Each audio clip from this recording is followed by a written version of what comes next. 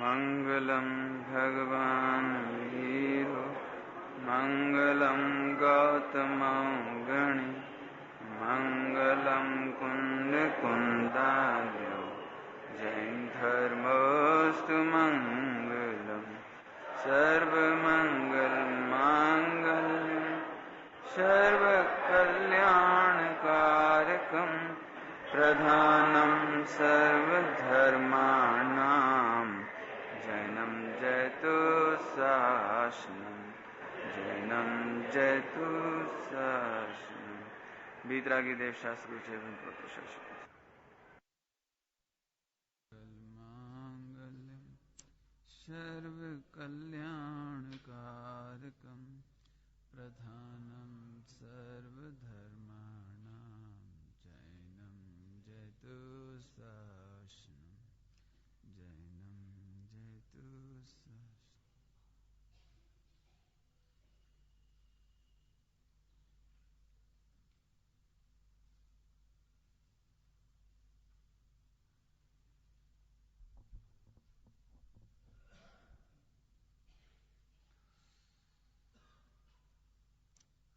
Chart हाथ में ले लो बेटा, सब लोग आलस नहीं करना। चार्ट लो, 10-25 बार निधार फेरेगी तो याद होगा। जल्दी से हम कौन सा नए पढ़ रहे हैं? अब तो याद हो गया होगा।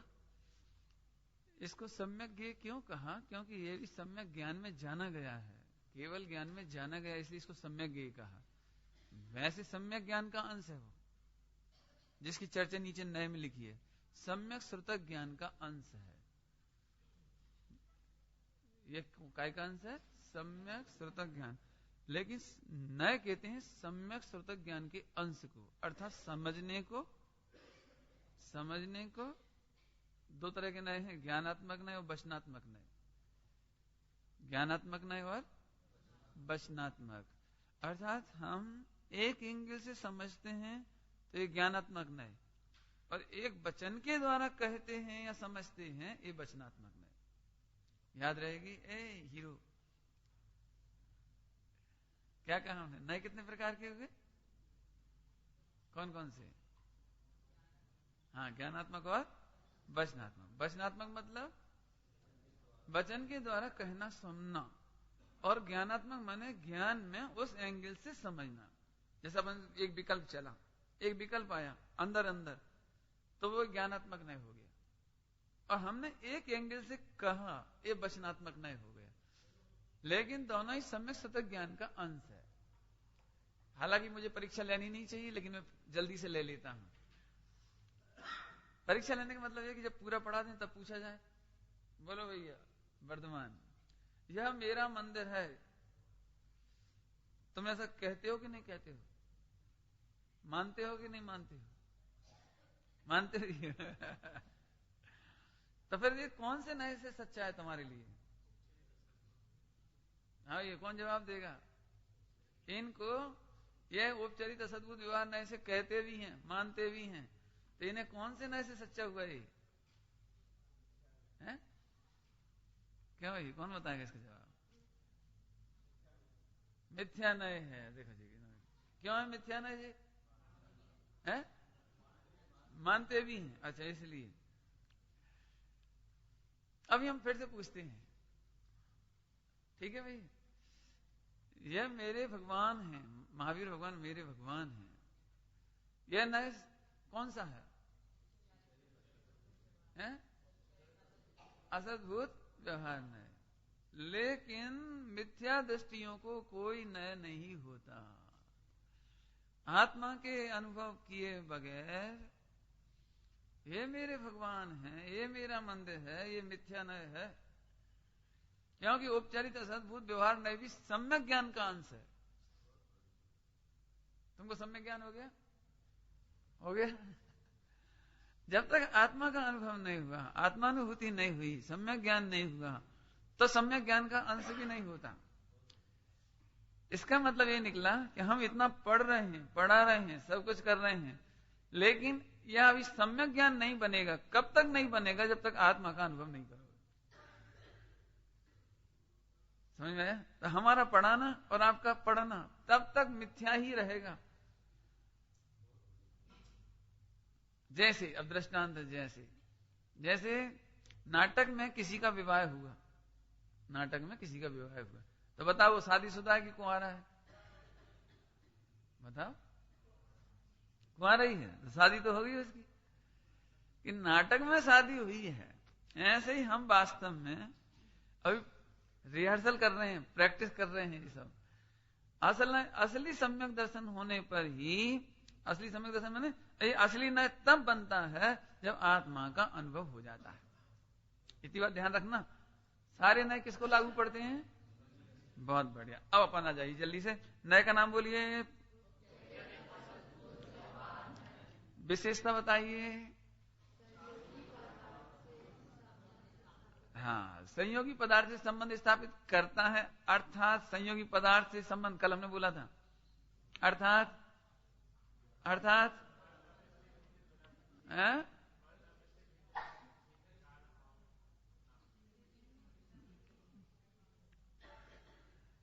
स्वद्रव्य से भिन्न द्रव्य क्षेत्र काल भाव। लेकिन ध्यान रखो, ये थोड़ा सा पूरा सही कर लीजिए। मैंने शायद एक बात और बताई थी आपको, एक बात और ध्यान से सुनना भैया। स्वद्रव्य से भिन्न परद्रव्य क्षेत्र काल भाव, ये तो असद्भूत में कहा था हमने, असद्भूत में।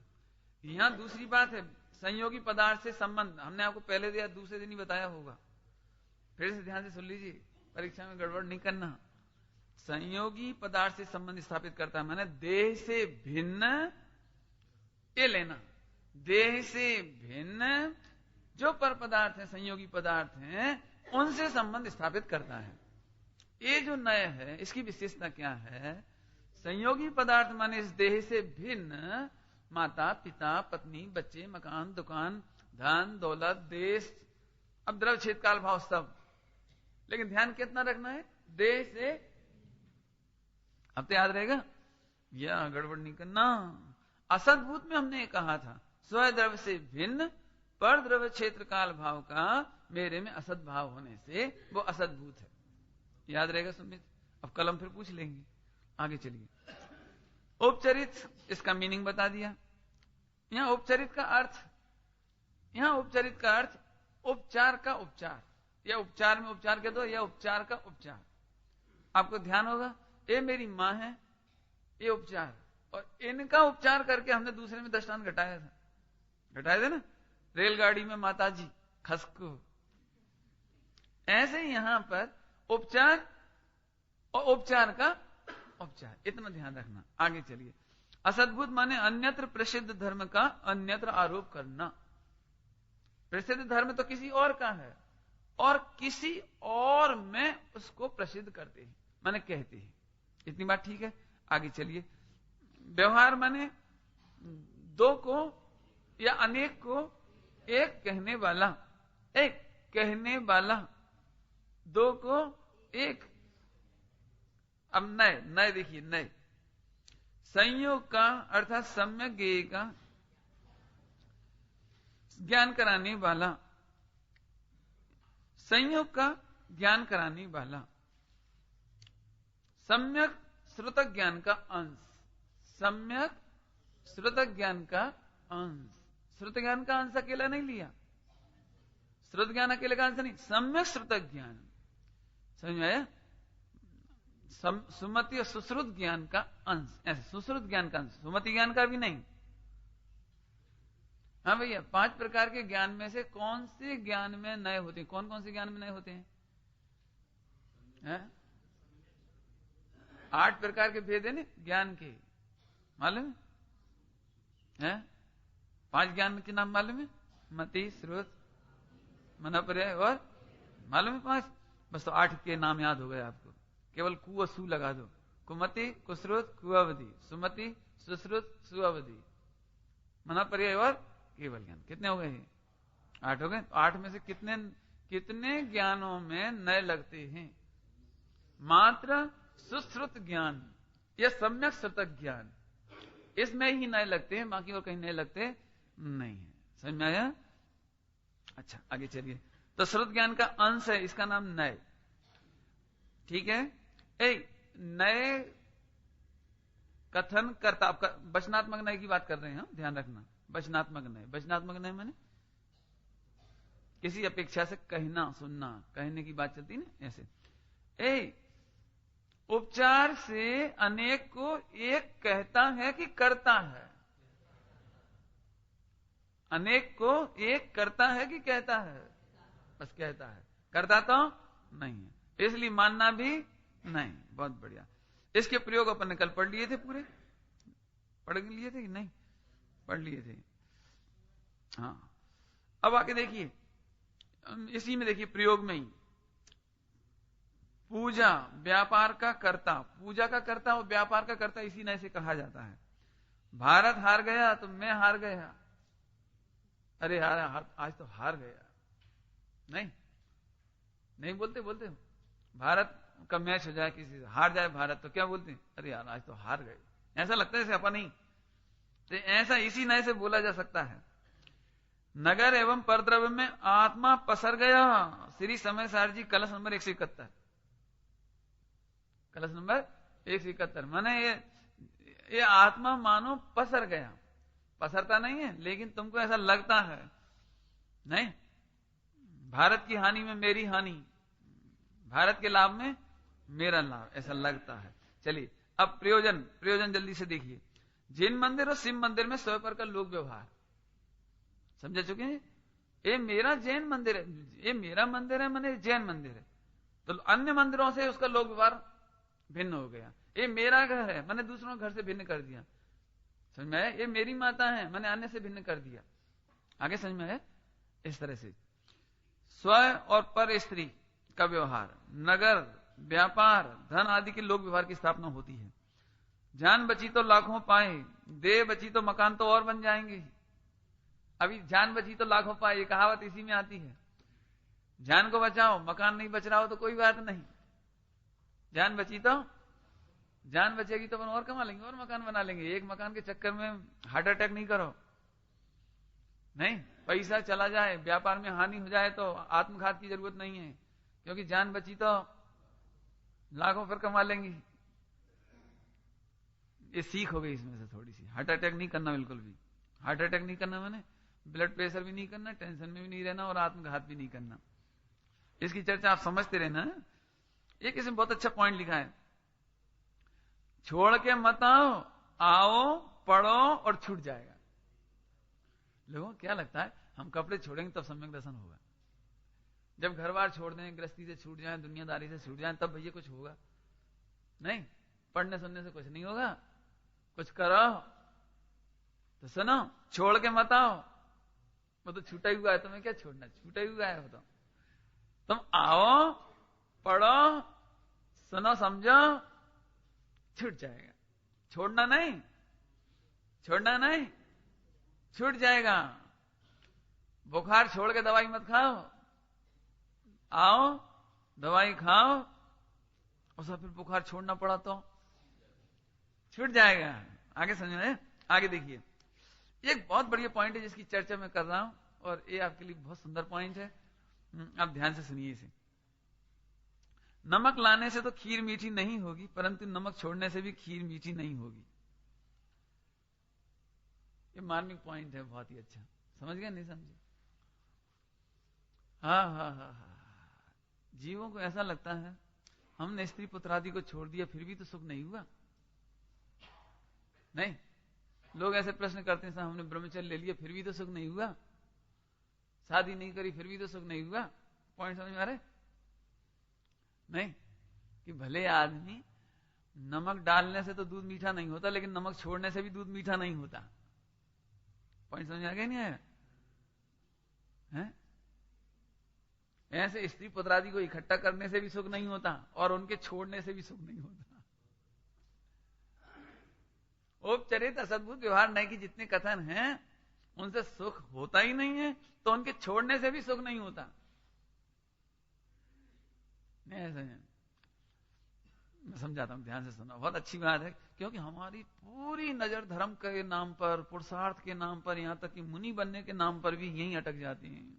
हमें ऐसा लगता है बस ये दुकान छूट जाए सोई सुखी हुए, और जो पत्नी से छूटा पीछा सोई सुखी हुए, और फिर तो पंडित जी हम बस आत्म कल्याण करेंगे बस।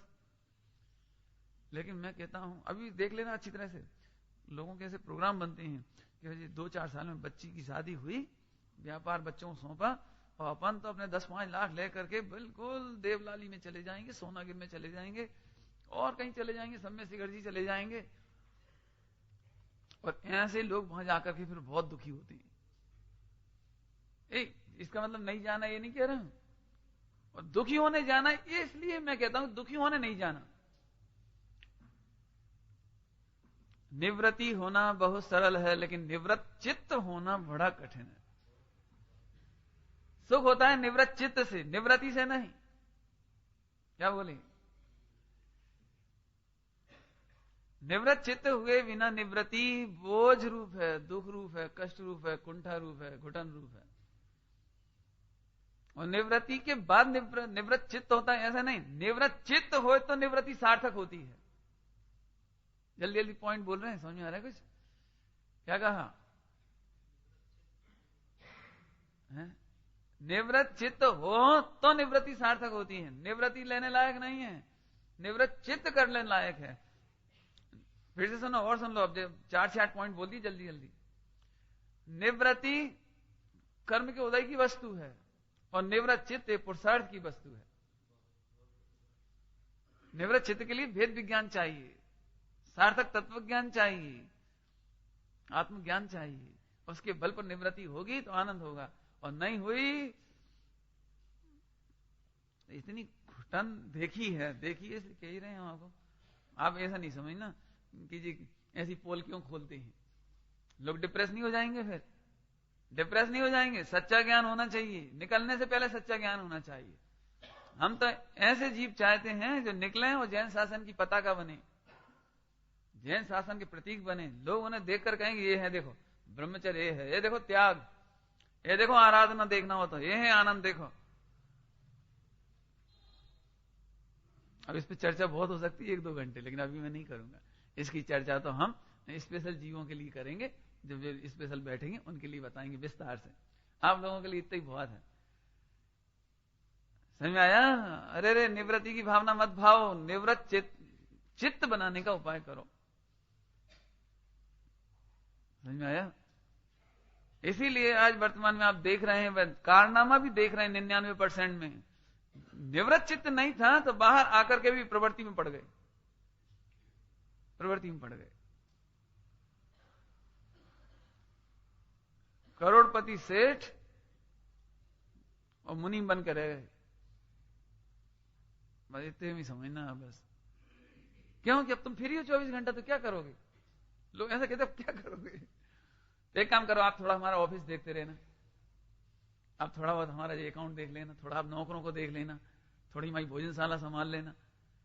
कि बात बुरी नहीं है, लेकिन गजब बात है तुम अपने घर का मैनेजमेंट छोड़ के यहाँ के मैनेजमेंट में पड़े तो ना, और फिर वही की वही संकलेश, वही की वही आकुलता, और वही वही तकलीफ, फिर वही की वही। और फिर ज्यादा तुमने अनुशासन दिखाने की कोशिश की तो वहां से वो सुनी नहीं जाएगी ट्रस्टियों में, तो फिर आपका मतभेद, फिर मतभेद के बाद वही राजनीति। फिर जब तुम्हारा मौका चलेगा तुम उन्हें नीचे दिखाओगे, फिर उनका मौका चलेगा वे तुम्हें नीचे दिखाएंगे। धर्म नाम सत्य है वो तो हो ही गई। या निवृत्त चित्त होना पहले नंबर। निवृत्त चित्त क्या चीज है जी? कर्ता कर्म की वृत्तियों से निवृत्त हो, अंतर में। बाहर से उद्याधीन ऐसे भिन्न देखना सीखो, आत्मा का आनंद करना सीखो। देखो मोक्ष मार्ग कैसे मुस्कुराते हुए आता है। केली करें से मार्ग में, केली करें समझते हैं, बहुत आनंद, उछलते कूदते हुए मोक्ष मार्ग में चलो, इसका नाम मोक्ष मार्ग। भैया इस जगत में कोई नहीं पूछता, कोई साधन भी नहीं, कोई सहयोग नहीं। अब आप भैया लेकिन अपना कल्याण तो हमें करना ही है, अपन तो भगवान आत्मा है, इसलिए चले जा रहे हैं। इतने कुंठित हो गए नहीं। जगत में हमें कहीं कोई दोषी नजर नहीं आता, दोषी नजर नहीं आता। ये निवृत्त चित्त का कमाल है।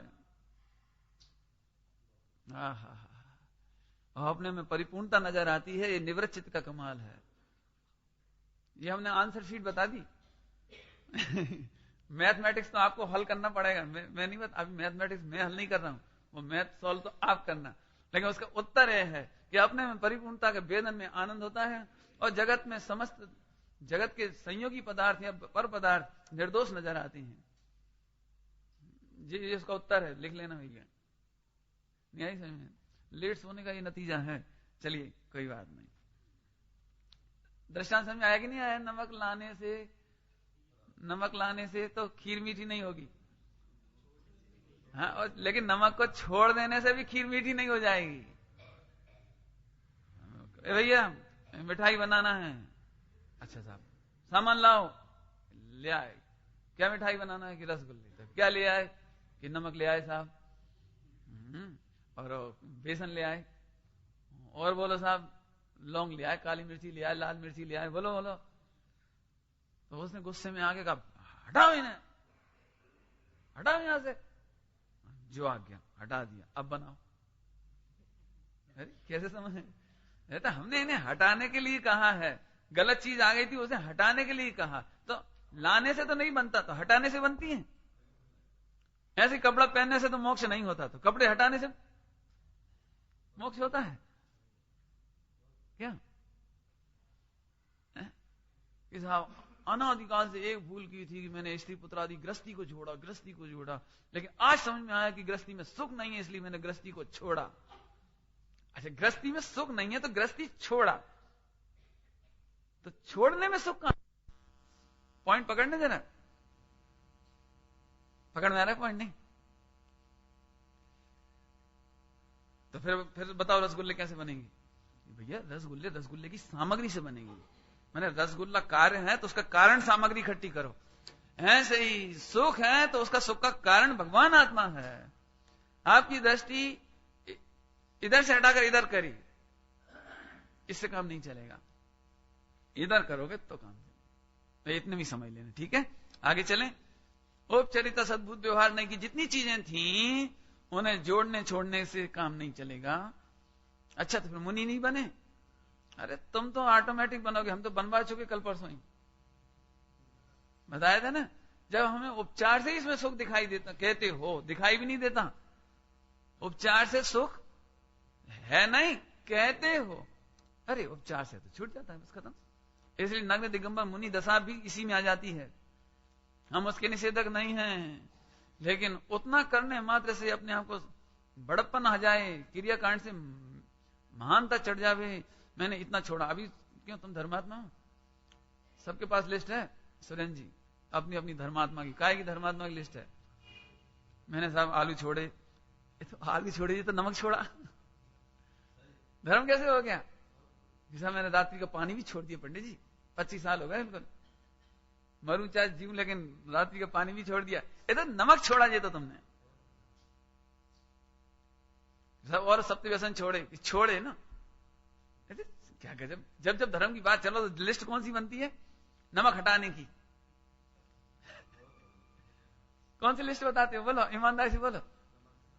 कि साहब आज मेरा उपवास है, तो आज भी आपने भोजन छोड़ा, तो दृष्टि भोजन छोड़ने पर तो है, लेकिन आत्मा का उपयोग आत्मा में जोड़ा, ये तो कहो। नहीं, लड़की शादी करनी थी, एक काला कलूटा लड़का पकड़ के लाए जी, लड़का अरे हटा जी, इससे नहीं करेंगे शादी। तो बस ठीक है, अब तो जाएगी शादी, इसे हटा दिया अपने, भगा दिया, अब तो जाएगी। ढंग का लड़का लाओ। ऐसे ही सुख यदि कार्य है तो धर्म एक कार्य है, तो उसका कारण कहां है, इसकी तलाश, इसका निर्णय और उसका वेदन, तब सुख होता है। अब द्रव्यलिंगी मुनिराज की भूल समझ लेना इसी में से। अपन नमक लाए थे, उनने नमक छोड़ा है, लेकिन शक्कर नहीं आई, माने और जो मूल पदार्थ थे कारण वो नहीं मिला। तो साहब क्रियाकांड का निषेध करते हैं, मेरे से बड़ा क्रियाकांड का पोषक होगा कौन? क्यों? क्रियाकांड के तो हम प्रबल समर्थक हैं, लेकिन क्रियाकांड को नमक ही समझती हैं। समझ में आया? सुख का कारण नहीं मानते हैं। अभी सारी दुनिया, ये बहुत धर्मात्मा लड़का है भैया, बहुत धर्मात्मा लड़का है, ये सब प्रवचन में जाता है, ये तो प्रवचन में जाता है, इसका मतलब व्यापार नामक नमक उतनी देर छोड़ता है। टेलीविजन नाम का नमक उतनी देर को छोड़ता है। लेकिन इधर लगे बिना काम कैसे होगा बोलो। आप लोगों की स्थिति ऐसी है, बहुत जम के भूख लग रही, बहुत जम के, तो कोई तो पत्थर खाने पहुंच गए तो वे तो मूरा कहीं ठहरे। लेकिन तुम इतने समझदार हो कि जहां रसगुल्लों की चर्चा चल रही थी वहां पहुंचे। पेट किसका भरा? पेट किसका भरा? जो पत्थर खाने गए थे उनका, कि जो रसगुल्लों की चर्चा सुन रहे हैं उनका? हाँ समझ नहीं भैया, वो तो जो खाएगा उसे आनंद होगा। ऐसे ही आप भी कथा नहीं करते, शाबाश, सुकथा करते हो, ठीक है। एक क्या कह रही, ठीक है। लेकिन आनंद तो तब आएगा जब उसका रसास्वादन होगा। है वो एक भजन है ना, कब स्वाद चखूं वह पल होगा, जिसकी चर्चा उसमें आए नहीं, कब स्वाद चखूं। अब भैया क्यों ये तुम क्या कर रहे हो अभी, पत्थर खाने तो नहीं पहुंचे तो धन्यवाद, लेकिन इधर चर्चा यदि हो रही है, आनंद ले रहे हो, ठीक है, ठीक है। बस अभी तक इतने सालों में क्या किया सुरेंद्र जी आपने, ठीक है।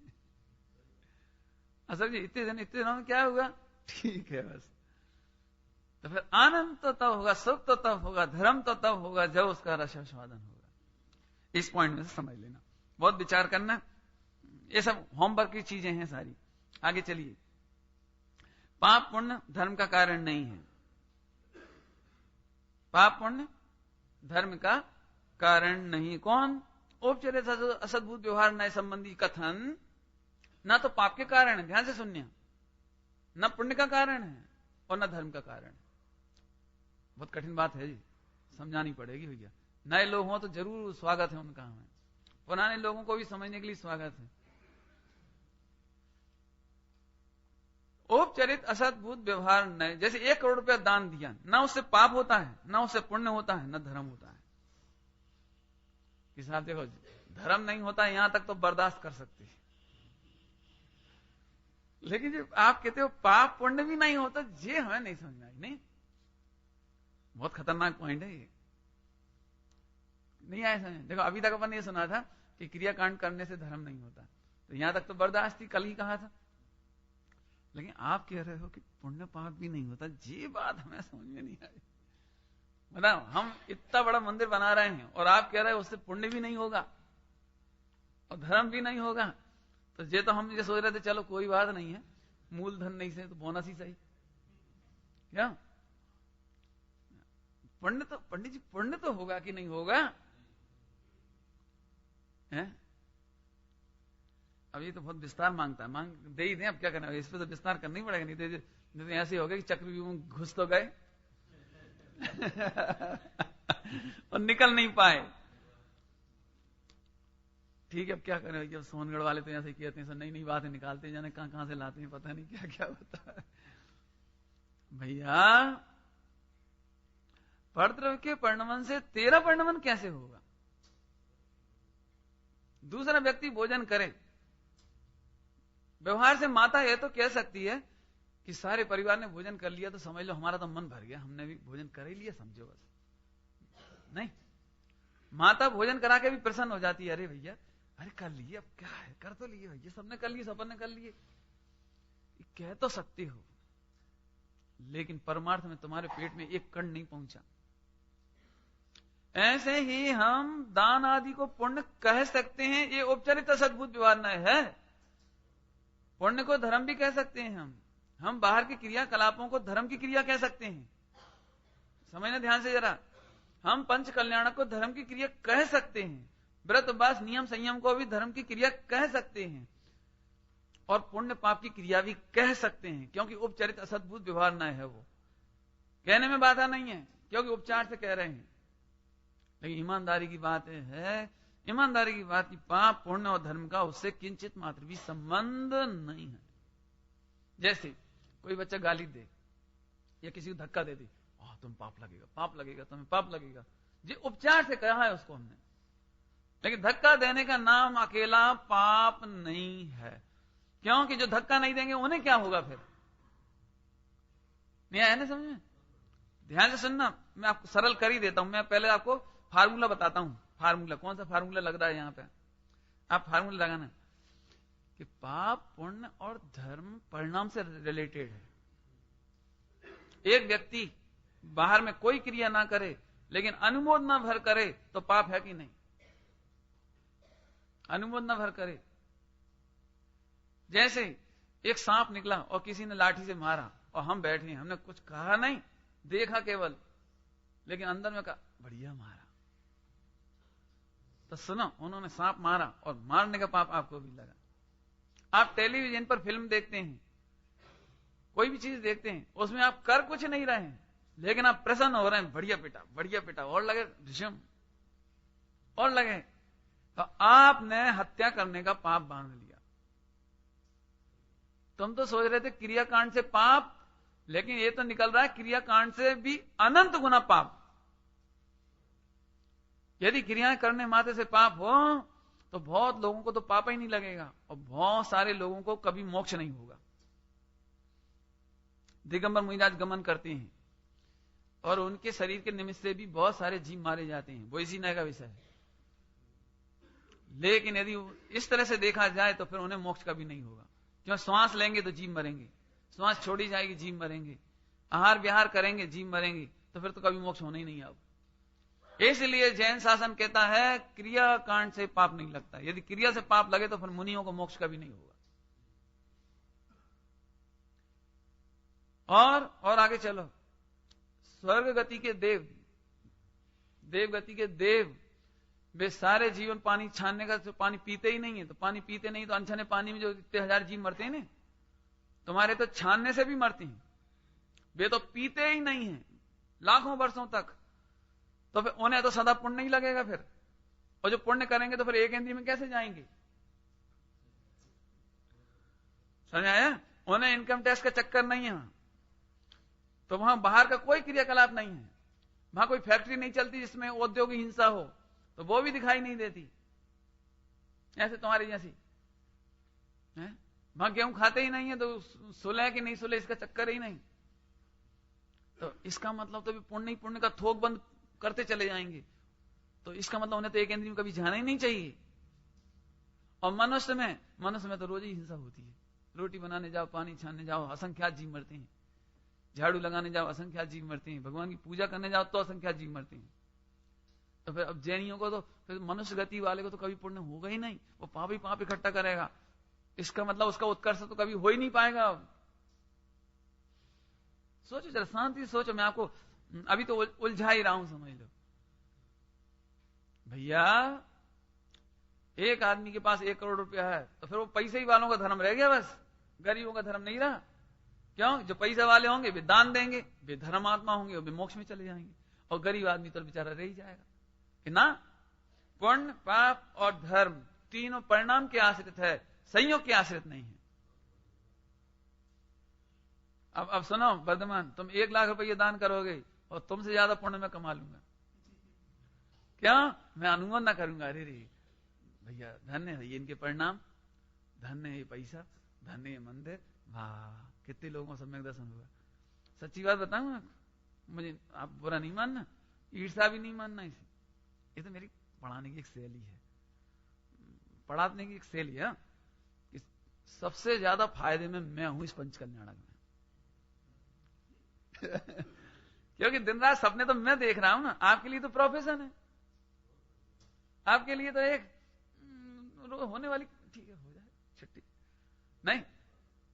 हमें तो ये लग रहा है कि ये मंदिर बनेगा, ये प्रतिमाएं विराजमान होंगी, 18,500 वर्ष में कितने लोग इन मंदिरों में आएंगे। कल हम नहीं होंगे, तुम नहीं होगे, लेकिन ये फौज ऐसी चलती रहेगी, ये सड़कें ऐसी चलती रहेंगी, जैनियों में बच्चे ऐसे ही जन्मते रहेंगे और ऐसे ही मंदिर आएंगे और ऐसे ही तत्व ज्ञान गूंजेंगे और ऐसी भगवान आत्मा की कथाएं चलती रहेंगी। और कितने जीव उनसे सम्यक दर्शन लेंगे। गजब हो गए, क्या बढ़िया काम हुआ है। हम बहुत बहुत बहुत। और आप कल रात वाली स्टाइल में आखिरी में थके हारे बिल्कुल भैया सब भाग गए, और आलोचना की लिस्ट, उनकी लिस्ट, उन्होंने ऐसा नहीं किया, उन्होंने ऐसा काम बिगाड़ा, उन्होंने ऐसा किया, तो भैया ठीक है निकल गया वक्त, बात रह गई बस। तो बात भी क्यों रह गई? निकल गया खत्म। इसीलिए मैं सोचता हूं कि आप लोग भी खूब भावना भाव, असली फल उसका होना है। अब पाप की बात करता हूं। बोलो भैया, 1 करोड़ रुपया दान दिया, पाप किया कि पुण्य किया? औपचारिक नए से पूछ रहे हैं हम, घबराओ नहीं बिल्कुल भी, हैं? बोलो, अरे बोलो ना, औपचारिक असद्भुत व्यवहार नए से पुण्य किया कि पाप किया? अरे मंदिर हुए हैं, पंच कल्याणक में दिया 1 करोड़ रुपया दान, बोलो ये पुण्य किया कि पाप किया? ये रुक जाओ, हम बताते, पहले सुन लो आप। उपचार किसका करें, प्रश्न ये है। उपचारित असद्भुत तो है, लेकिन उपचार करें किसका? कि जो हुआ उसका। पुण्य हुआ तो पुण्य का उपचार, पाप किया तो पाप का उपचार। कि साहब ये बात समझ में नहीं आई, कोई 1 करोड़ रुपया मंदिर में दान देगा तो पाप कैसे बांधेगा? पाप बांध सकता है? कैसे बांध सकता है? एक तो तुमने समझ ली मान का सहाय, लेकिन मान का सहाय तो हो सकती है, कोई दिक्कत नहीं, मैं उससे भी अच्छी बात बताता हूं आपको, और अच्छी। जैसे एक कर्णानियों का नियम है, कर्णानियों का नियम है बोलकर कि कोई भी परिणाम लेवल पे नहीं रहता, लेवल माने टॉप पे नहीं रहता, समझ लीजिए। जिस समय अपन बोली लेते हैं, बोली, उस समय तो ऐसा लगता है कि अब बढ़ा दो, और जैसे 1 2 3 हुई और रिवर्स गियर गाड़ी चलने लगती परिणाम की। रिवर्स गियर, अब रिवर्स गियर में मान के चली की बात है, मैं नहीं कहता हूं ऐसा होता हो, मान के चलिए उसमें ऐसा परिणाम आता है। हम तो सोच रहे थे भी बढ़ा देंगे, उन्हें बढ़ाया ही नहीं, हम ही फंस गए क्या? मान के चलिए ऐसा भी नहीं हुआ तो और ऐसा, अब ठीक है पैसा तो हमसे ही लेंगे और फिर दे देंगे धीरे सोचते, कोई आज ही की बात है क्या? पहले बे तो दे दें, मतलब इनके जिनके ऐसे परिणाम गिरते होंगे, और फिर कोई बात नहीं, अपन 5 साल बाद दे देंगे, तो 5 साल में डबल तो अपन ने कर ही लिया। नहीं, मैंने ऐसे जिनके परिणाम होते होंगे दान के मामले में, वे 1 करोड़ रुपया देकर के भी पाप बांध करके वो नरक निगोद में जाने का काम करेंगे। क्यों? कि दुनिया में कोई नागरिकों को ठग ले तो इतना बुरा नहीं, भाई को ठग ले तो इतना बुरा नहीं, लेकिन 3 लोग के नाथ को ठग रहा है। किसको? दान के परिणाम खराब करके किसको ठग रहे हैं? वो किसका पैसा था? वो आपने दान बोला तो किसका पैसा? एक मंदिर का हुआ ना, जिन शासन की प्रभावना का हुआ ना, तो आपने किसको ठगा? और आप इसे चतुराई समझ रहे। गजब बात तो देखो, ये अपनी चतुराई, मैंने फोटो भी खिंचा लिए, वीडियो भी बन गई। जो लोग समय से पैसा नहीं दे पाते ना, उन्हें बाद में तो बहुत ही कष्ट से पैसा दे पाते हैं, मैंने देखा है। बाद में वे शर्तें भी लगा देते हैं, शर्तें भी, कि आपने हाथ ही तो बुलवाया, लेकिन 15 मिनट के लिए बुलवाया, आखिरी में हम कब देर खड़े रहे, 1 घंटा वहां, तुमने हमारी इज्जत नहीं रखी, माने उसकी शर्तें होने लगती हैं। हमने देखा है ना, इसलिए हम कह रहे हैं, बस जिनका पैसा समय से आ गया उनकी तो बात ठीक, इसके बाद वालों को तो ऐसा लग रहा है जैसे जान निकल के जा रही हो। ले लेना दे देंगे फला जे वो, अभी हमें वैसे ही तो बहुत जनों को पैसे पटाने हैं, देने हैं, फला करने हैं, और हमको भगे जा रहे हैं का, तुम विश्वास नहीं है। ये भगवान, लेकिन आप समझ लेना भैया, मैंने इस मामले में जबलपुर में एक बात कही थी कि आप दान नहीं देना हो तो बिल्कुल मत देना, लेकिन दियो तो ये समझना कि इसी घड़ी ये रहे बस, तो देना, नहीं तो देना ही नहीं। क्यों? कि तुम दान दे करके भी उल्टे पाप में बंध जाओगे। नहीं है ताकत, बिल्कुल मत दो, हम तो कह रहे, लेकिन दो तो पहले ही देख लो अच्छी तरह से, अपनी भावुकता में मत दो, देखा देखी मत दो। और लोग वो संगीत के प्रवाह में जय हो जय हो जय हो बोलो भैया, बस तो उस समय ऐसा लगता है कि जैसे हम ही आकाश में उठे, और बाद में फिर ऐसा परिणाम होता है। मैं तो जो अनुभव की बात है वो कह रहा हूं। देखो भाई, रिवर्स गियर में गाड़ी डली तो आपके व्रत उपवास नियम संयम सब, जैसे मैंने दान में घटाया, आप उपवास में घटा लो।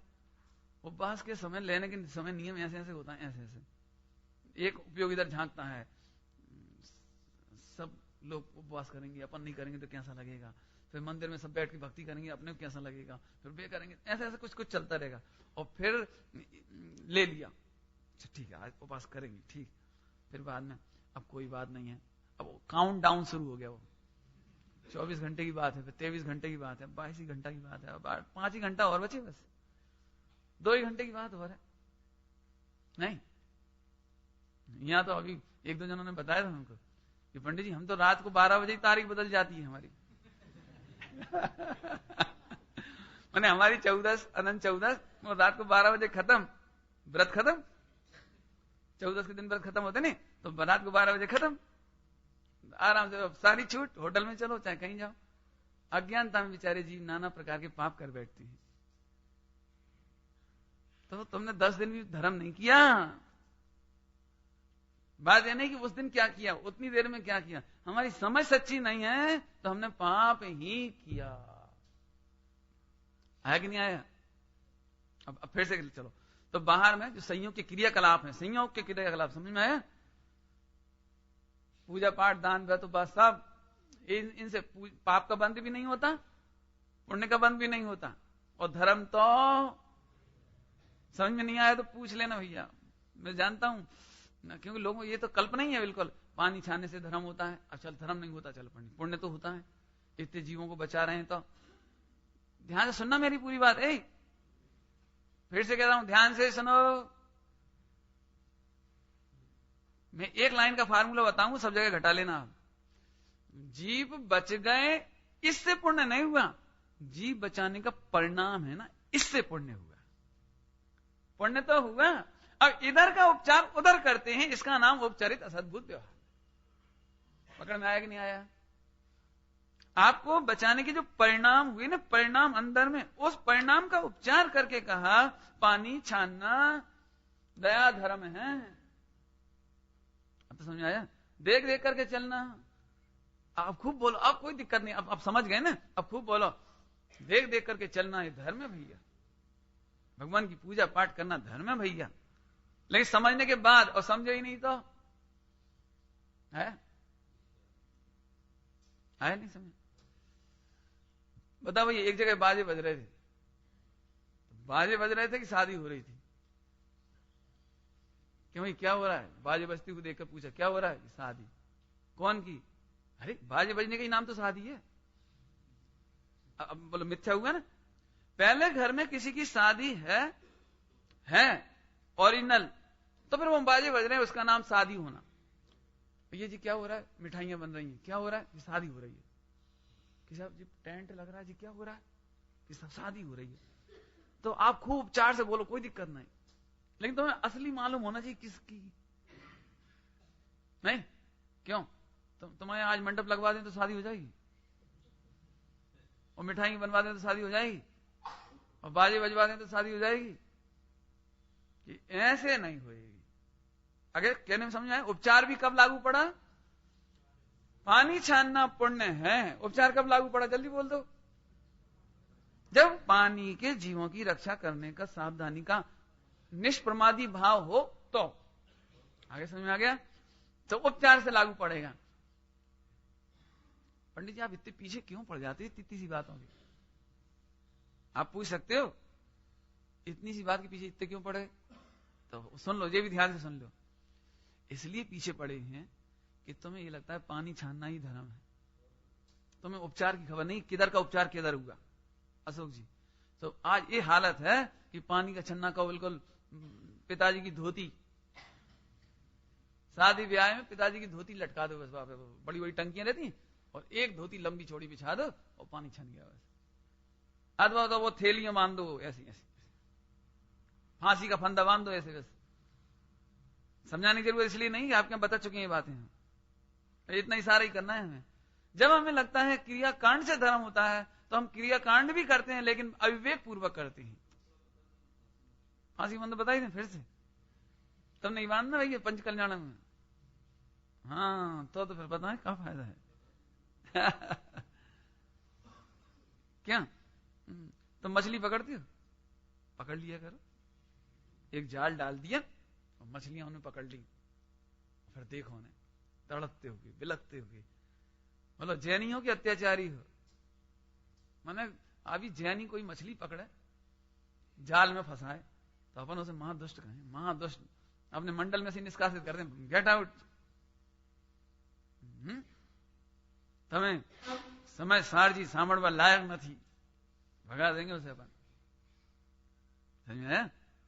लेकिन हम जैनी होकर के अपने अपने घरों में मॉडर्न जैनी बनने के लिए एक थैलियां लटका देते हैं, लेट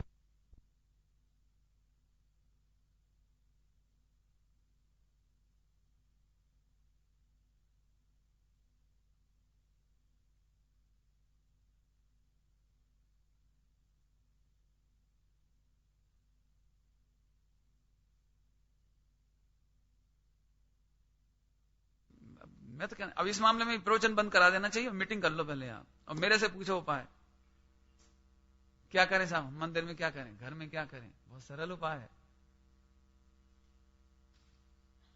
ख्याल में आया? बहुत बहुत भयंकर पाप है। अनछने पानी से भी बड़ा पाप हो गया जी, क्यों कि उसमें और दो जीव त्रस जीव पैदा होने लगते हैं, काई पड़ने लगती है, वो उसका घात होता है। कौन से पॉइंट से बात चल रही है कि तुम्हें ये नहीं मालूम कि बाहर की क्रियाओं से पुण्य पाप धर्म का संबंध नहीं है, तुम्हारे परिणामों से है। तुमने अविवेक पूर्वक जो थैली लटका दी, इससे अनंत गुना पाप किया, पानी छानने का पुण्य नहीं किया, अनंत गुना अविवेक का पाप बांध लिया आपने। और जैसे मैंने जैसे इसमें कहा ना, ऐसे अब इसकी लिस्ट तो लंबी हो जाएगी, मैं लिस्ट नहीं बताता हूं, लेकिन हमें क्या लगता है, हम जैनी हैं तो एक थोड़ी सी क्रियाकांड करते भी हैं, पानी छानना आदि, उसमें इतनी लापरवाही, खाने पीने में भी है, तो अब लगा लेना लिस्ट सारी आप। अविवेक पूर्वक बिना देखे बिना सोधे साबुत उबाल लेना आंवले को, साबुत मिर्ची उबाल देना, साबुत टमाटर उबाल देना, साबुत और जो फल हो उनको उबाल देना, टमाटर वगैरह, और उनका सूप बना लेना, ये अनंत पाप है, अनंत। क्यों कि तुमने अविवेक का काम किया है, और अविवेक आत्माश्रित है, इसलिए उससे पाप बंद होता है। संयोग से पाप बंद नहीं होता, क्रिया से पाप बंद नहीं होता, वो स्वभाव परिणामों से होता है। इतनी बात समझ में आई? तो सब आप बता दो क्या करें, बता दे, उसमें कोई बड़ी बात नहीं है। पानी आप छानो, अच्छे मोटे कपड़े रखो। हमने तो सुना यहाँ प्रतियोगिता हुई थी, बहुत अच्छा है? हमारी बहन जी ने ये आपके नगर में खूब जागृति फैलाई है, बढ़िया बात है। तो उन्होंने कंपटीशन करवाया है, सबसे पानी छनवा के देखा, विधि देखो, है ना, वो अच्छी काम, बढ़िया है। लेकिन मोटे छन्ने का अच्छा प्रयोग करो और जीवानी करो। इतने ऊपर से, नल के ऊपर से खड़े खड़े जीवानी में नहीं करो। इतने नीचे गिरने में 1 इंची 2 इंची जीव की हालत क्या हो, इतने ऊपर से पानी के साथ गिरे तो ऐसा नहीं करो। विवेक एक बात। दूसरी बात कि सफेद इतना सारा पानी 5-6 बाल्टी भर के रखना पड़ता है, टंकी भर के रखना पड़ता है। उसके 2 उपाय सीधे सीधे हैं। जितना काम में लगता हो पानी, उसमें कपड़ा निचोड़ दो, तो उसकी मर्यादा 6 घंटे की हो गई।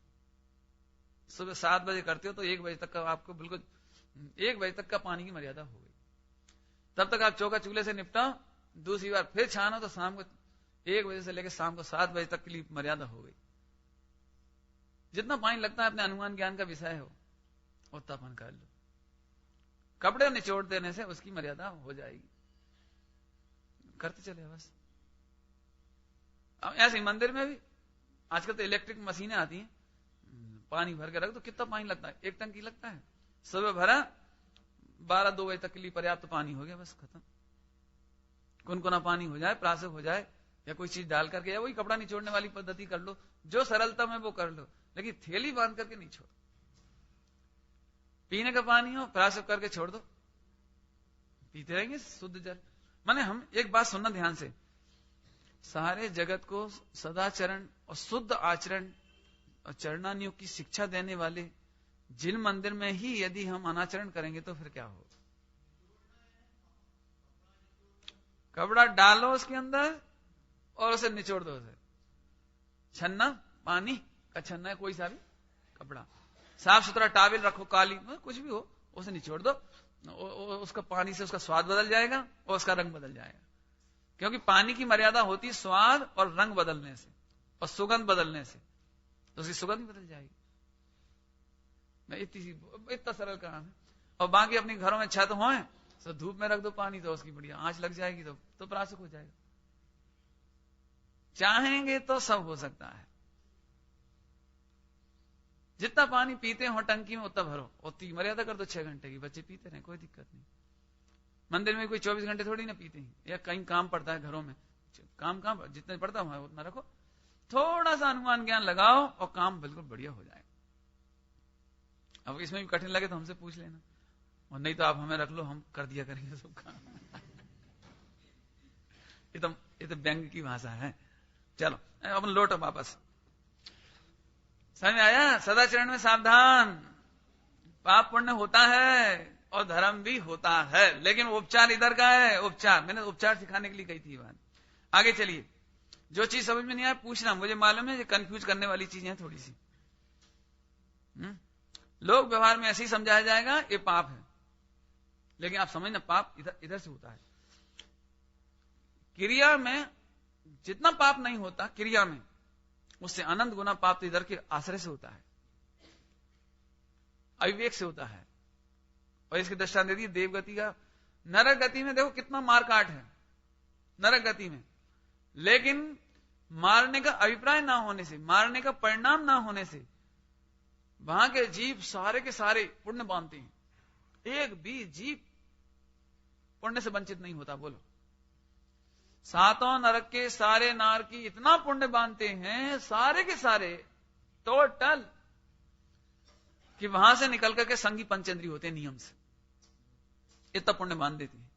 और देवगति में कोई मारकाट नहीं है, युद्ध नहीं है, लड़ाई झगड़ा नहीं है कुछ, तो भी एक केंद्री में चले जाते हैं। 99%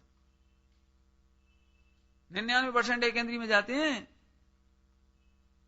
इसलिए आप समझना, संयोग से पुण्य पाप धर्म का संबंध नहीं है, पुण्य पाप और धर्म का संबंध था इधर से। इसलिए हमें अपने परिणाम सुधारने में सावधान रहना चाहिए।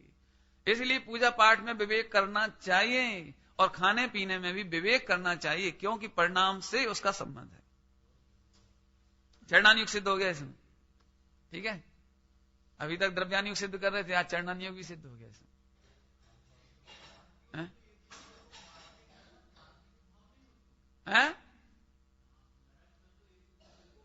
हाँ, बहुत बढ़िया, बहुत अच्छा। इनका कहना है कि नरक में एक होता है परिणाम विकल्प की धारा, और एक होती है अभिप्राय की धारा। अभिप्राय में बचने के लिए इंटेंशन, जिसको कहते हैं ना इंटेंशन। सुन लो ने बहुत अच्छा प्रश्न किया कि साहब तो मारो काटो भगाओ ऐसा कर, परिणाम तो खराब होते हैं। ये चर्चा बहुत अच्छी है इन्होंने जो उठाई।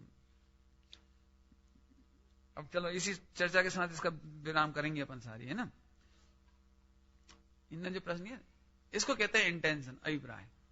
एक महिला कानून के अनुसार एक महिला अपने सील की रक्षा करने के लिए उसके हाथ में कोई हथियार, कोई पत्थर, कोई चीज आ गई और उसने आदमी के ऊपर दे मारा और वो आदमी मर गया, तो अभी कानून के अनुसार वो हत्यारिन नहीं है ना। इंटेंशन ऑफ द लॉ क्या है? ये इंटेंशन कानून भी इसकी मान्यता देता है। आपने अपनी रक्षा करने के लिए यदि किसी की हत्या कर दी तो हत्या नहीं है। ऐसे जैन शासन भी कहता है कि आप अपने आत्मरक्षा के लिए विरोधी हिंसा कर सकते हैं। आप विरोधी, उसमें आपको हिंसा का वैसा दोष नहीं है जैसा होता है, क्योंकि हमारा अभिप्राय आत्मरक्षा का है। रामचंद्र जी उसी भाव से मोक्ष गए। यदि बहिरंग क्रियाओं से पाप लगना शुरू होता तो रामचंद्र जी को मोक्ष नहीं होना चाहिए था, बल्कि उन्हें भी उतनी ही बार मरना चाहिए था जितनी बार उन्होंने तीरों से सबको मारा। जितने लोग मारे गए युद्ध में, तो रामचंद्र जी को उतनी बार मरना चाहिए ना। ऐसा गणित नहीं है, लेकिन इसीलिए उसी भाव से मोक्ष चले गए। क्यों? क्योंकि उनके अभिप्राय में मारने का अभिप्राय नहीं था। आपको कैसे मालूम उन्हें अभिप्राय नहीं था? क्योंकि पद्म पुराण में एक घटना घटी है, उसमें छपी है, वह पढ़ना। जब रावण मर गया और रावण का दाह संस्कार हो गया, तब नगरवासी और विभीषण और जो सेनापति जो भी रहते हैं बुजुर्ग लोग लंका के, उनमें सबसे आगे विभीषण, उन्होंने आकर के हाथ जोड़ करके चरण स्पर्श किए रामचंद्र जी के कि अब आप इस लंका के राजा हुए, इसलिए आपका राज्याभिषेक करने की अनुमति दो। ऐसा कहा उन्होंने। तो रामचंद्र जी ने कहा कि नहीं, मैं इसका राजा नहीं हो सकता। बोले तो राजनीति है, एक राजा दूसरे राजा को मारता है, कोई किसी को मार डालता है राजा को, तो वो उसका स्वामी हो जाता है, ये तो राजमार्ग है, राजनीति है, ऐसा कहा उन्होंने विभीषण ने। उन्होंने कहा नहीं, राजनीति ये नहीं है। राजनीति ये है कि राज्य पर अधिकार करने के अभिप्राय से यदि राजा को मारा हो तो राज्य का स्वामी होता है। मेरा अभिप्राय केवल अपनी सीता की रक्षा करने का था, मेरा अभिप्राय मात्र अपनी पत्नी की रक्षा करने का था, मेरे और कोई अभिप्राय नहीं था, इसलिए इस राज्य का स्वामी मैं नहीं हूं। पढ़ना आप, ऐसे मर्मांतक चित्र है। बता, बोलो भाई, ये सोच लो सभी लोग कि कोई तुम्हारे पास आए कि भैया हमारी संपत्ति के आप ही स्वामी हो, हम आपको ही देना चाहते हैं, तो अपने मुंह में तो अपन तो कहते देखो भाई हम तो नहीं ले रहे थे, देखो हम तो नहीं मांग रहे थे, अब ये नहीं माने तो वैसे ही बहुत साल जंगल में धक्के खाए, अब मजे से रहो। बिल्कुल नहीं, राज्य की भूख नहीं थी उन्हें। बोलो 14 बरस, इतने 14 बरस तो वे कहते हैं, अपने यहां तो बहुत बरस लिखे हैं, 14 बरस से भी ज्यादा की घटना है अपने यहां तो। पद्म पुराण पढ़ना, बहुत लंबे समय की घटना है अपने यहां तो। उन्हें जंगल में कोई कष्ट नहीं लगा और राज्य की इतनी सी भूख नहीं जगी, और नहीं तो चुपचाप ले लेती। उन्होंने साफ कहा मेरी पत्नी को बचाने का अभिप्राय था, इसलिए इसका स्वामी मैं नहीं हूं। और तब फिर विभीषण का राज्याभिषेक कराया वहां पर। समझ में आया? तो अभिप्राय है, अभिप्राय की बात है। अभिप्राय को और दिखने वाले स्थूल विकल्पों को आपको अलग अलग समझना चाहिए।